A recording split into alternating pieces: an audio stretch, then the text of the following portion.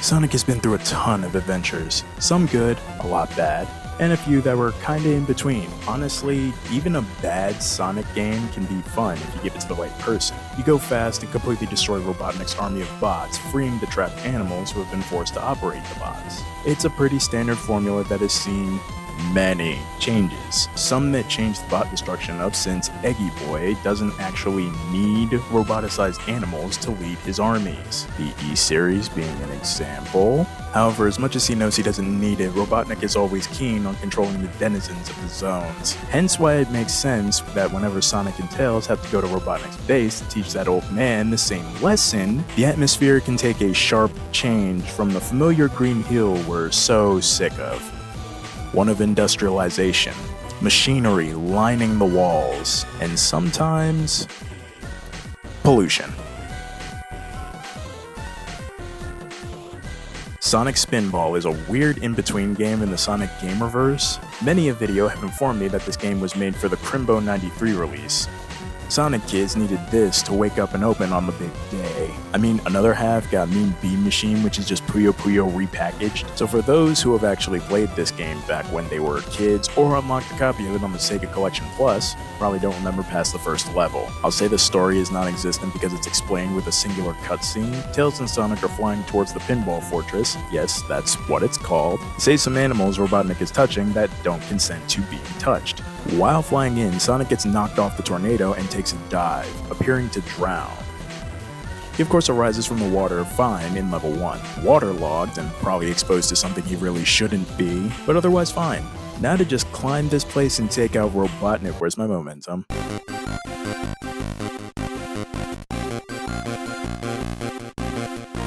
This game, Sonic is focused more on being the ball than he is on going fast. It's kind of demonstrated on the title screen since we usually see a blurry ball whenever he's spin dashing. His movement has gone full ball mode unless there's ground for him to stand on. Slight benefit is that you can DI Sonic into or away from things. You can also jump while on solid ground. Sometimes you'll need to be quick with this reaction as you're not safe here. Touch anything too dangerous or mess around for too long in the wrong spot and you'll have to start from scratch. Though, in my opinion, the whole place is a massive danger with the version of Sonic that we're controlling. So let's get into those stages and get up to that egg smashing.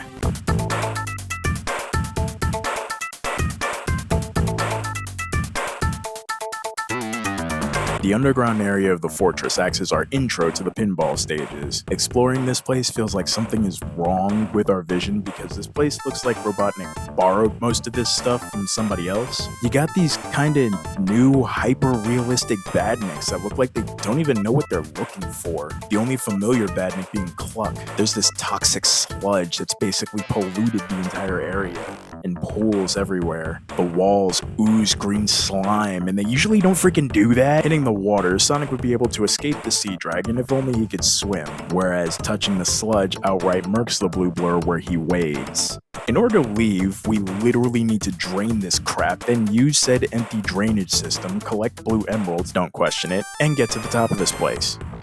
Waiting at the top is the boss, which is this nightmarish visage of Robotnik's head attached to the body of a scorpion, the tail of which sprays the slurry as a defensive tactic. Sonic hops into that tail arch, using it as a bounce board to destroy the scorpion, which screeches in agony as he does. There we go. Oh, that is... It blows up, and we get moving to... Whenever we get out of the fortress, each level has a bonus stage that sees Sonic borrowing a Mega Shroom from Mario and rescuing a few more trapped people while dusting Egg Boy's flyer.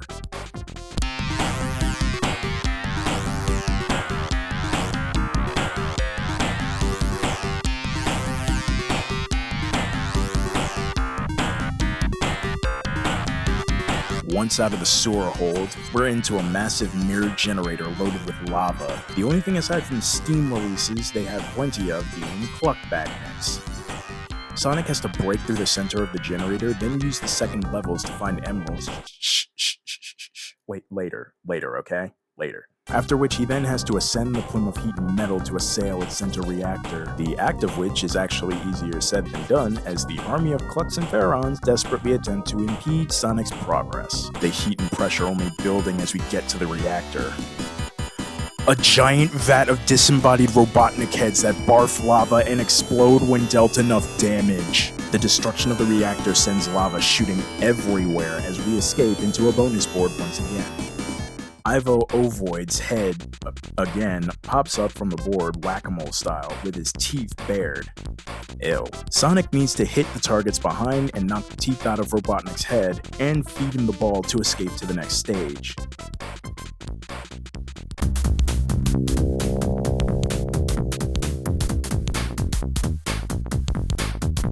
Blasting out of the reactor into the winding machination of circuitry and tunnels, we're here at the machine. This confusing crampscape tasks Sonic with becoming one with the circuitry in order to overload the emerald containment pipes. Sonic has to get jostled around before targeting the power coils to add his energies to them, after which he then has to ascend like with all the other maps. Being blocked by these busters, he has to take them out and pick the correct tunnel to toss himself into for progression, breaking into the animal prison to bust all these non-consensual locks off the boxes, all on his way to sabotage the Veggie machine, a horrifying looking roboticizer that appears to give each of our furry friends a couple joules as they get shoved into a badnik buster. Sonic has to break the tubes delivering animals to the machine before popping into it himself to destroy it from the inside out.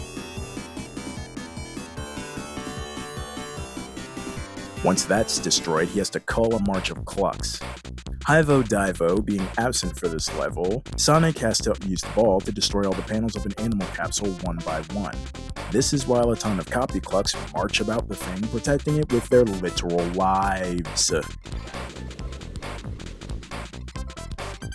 Eat it. All the explosions have begun to take their toll on the base as it begins to crumble.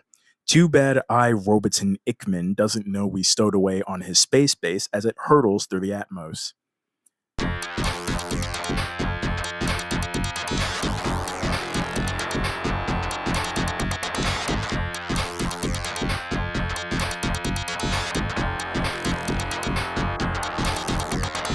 This place is a big plated base where Sonic will have to hit various conveniently placed self-destruct switches. These will blow up the armor plating, protecting the emeralds from capture. Buzzbots block your path to specific tunnels. There are net catchers in some spots, and the place somehow caught some of the lava from the powerhouse explosions.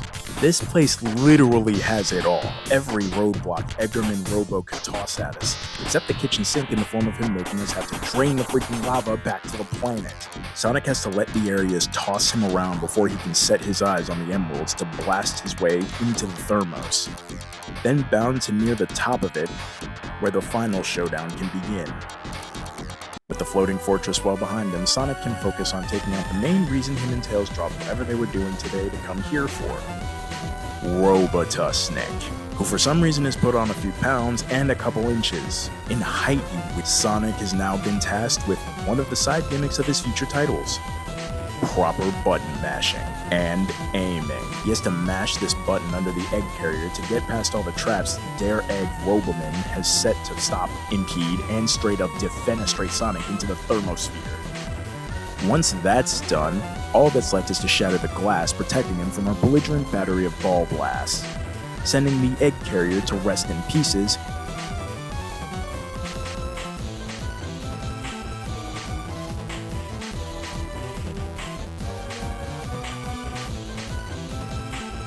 And Rob Ottatonic careening back to the Earth with us. Enjoy the fall back. Except we grounded all the clucks, so Eggy Boy doesn't have a space catcher.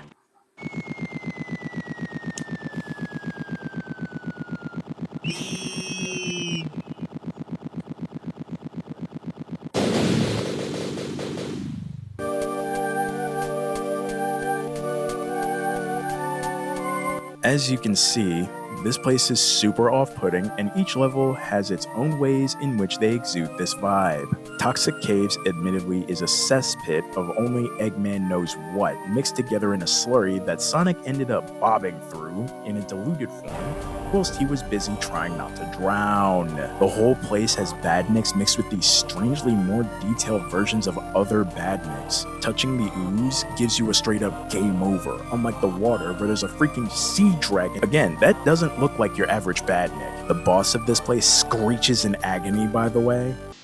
There we go.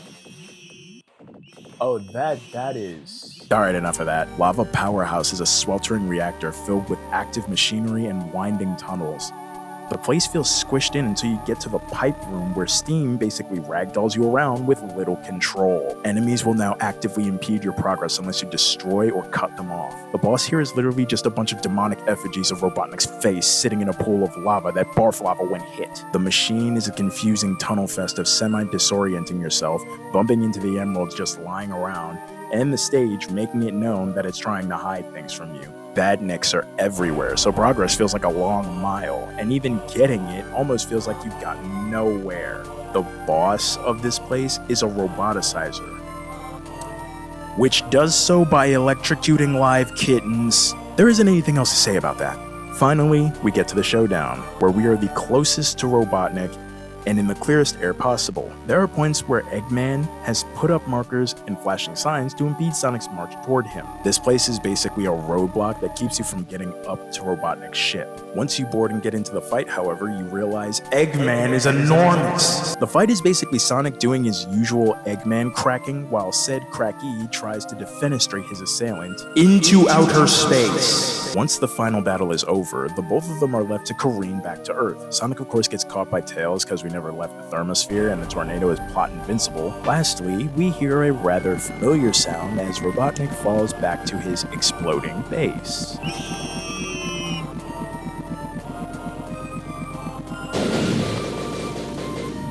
Now, what does this tell us?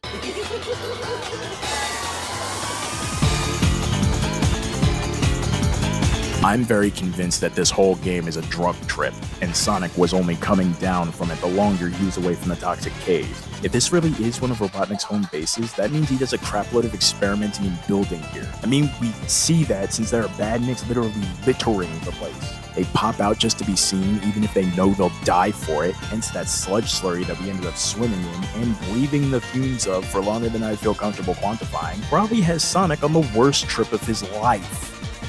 Until 2006, when he fell into that water and bobbed his way to the fortress cesspit, he didn't die like a certain YouTuber thinks. He might have gotten a little waterlogged, but he actually was and is alive. What was mixed into that water, though, had to have influenced how he was perceiving the areas, however. This whole game is morbid and semi-terrifying, at least to a kid. Seriously, a sober mind doesn't just see a literal animal power transformer and think, those things are made by the bad cats, I gotta destroy it. The first boss you encounter, I think Sonic is so zooted out of his gourd that he thinks that was Robotnik, hence why it's screeched in the same way that he remembers Eggman doing. There only being one other boss here that has Egg Boy's face, and that one being the literal vat of Robotnik mustaches on fire that barf fire. This vat of faces apparently doesn't have vocal cords because the screeching that should be in multiplicity now is fully absent. He's coming down.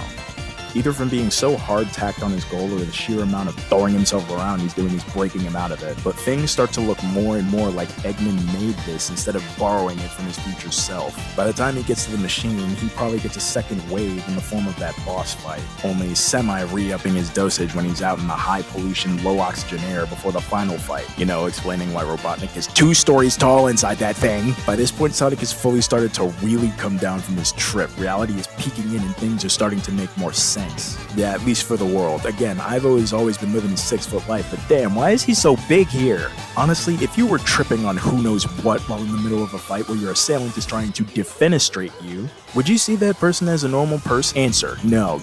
Your brain is still under the influence. Hence, they're either going to turn into a much more grotesque-looking enemy that makes you want to hurt them more, or said grotesqueness will deter you from trying to make eye contact, let alone throw a punch. The bonus games kind of add to this thought since they depict Sonic and Eggman switching sizes. Now Sonic is massive and playing a pinball game to free his companions from the Archie Comics universe, only to get tossed back out into the fortress again to get ragdolled around some more. These bonus trips appearing to almost mimic the boss he just got finished decimating. his trapped friends mimicking the release of badniks as they float off, some of which can't actually fly, the Whack-A-Rob looking more like a distorted vision of a vat of eggheads. Lastly, the March of Clucks looking to resemble the animal prison as Sonic breaks a capsule panel by panel. His delusions seem to reach a point that he can semi-control them, but even still, he's only got one thing on his mind: rescue his friends, save as many animals as possible, and kick Robotnik back to the dairy aisle. Hey again, thanks for listening to my crazy little theory. Been big into old games lately for some odd reason, I can't imagine why. Like this video to send me careening through the algorithm at the pace of RNG. Dislike it if you think this theory has tons of holes in it. Comment where those holes are so I can properly adjust my red tapes or print out related pictures. Subscribe to see what I make next and whenever that time will be. And until that time arises, this outro actually does feel strange, to be honest. Like, writing it felt strange. Like, writing it kind of felt like I was going against my usual cadence, and not even gonna lie, trying to say it is a bit strange too. Anyways, I appreciate you, Han.